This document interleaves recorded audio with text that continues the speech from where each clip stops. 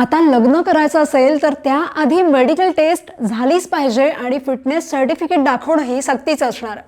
तुम्ही म्हणाल हे काय आता नवीन?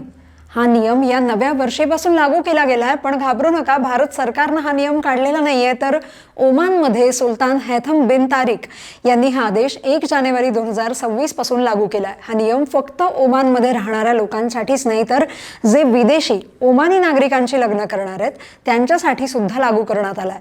या सर्टिफिकेटसाठी 2 प्रकारच्या टेस्ट करणं आता आवश्यक असणार आहे. पहिली आहे ब्लड टेस्ट, मुख्यतः सिकल सेल ॲनिमिया आणि थॅलेसेमिया या आजारांची तपासणी. ओमानची जवळपास 9.5% लोकसंख्या या आजारांमुळे प्रभावित आहे.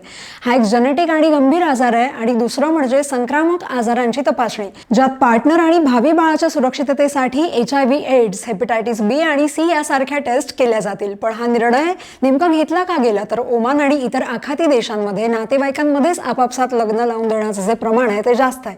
यामुळे जेनेटिक आजारांचा धोका वाढतोय. या नियमाचा उद्देश भविष्यातल्या पिढ्यांना आरोग्यदायी आणि सुरक्षित ठेवण्याचा आहे. 1999 पासून या टेस्ट ऑप्शनल होत्या, पण फक्त 42% लोकांनीच या केल्या. त्यामुळे आता हे अनिवार्य करण्यात आलंय. ओमानच्या आधी सौदी अरब आणि UAE सारख्या देशांमध्ये सुद्धा या टेस्ट अनिवार्य केल्या गेल्यात. हा निर्णय आरोग्याच्या दृष्टीने महत्त्वाचा असून भविष्यातल्या पिढ्यांसाठी सिक्युरिटीची गॅरंटी देतो. असं वाटतं का? कमेंट करून सांगा आणि फॉलो करा लगावबत्ती.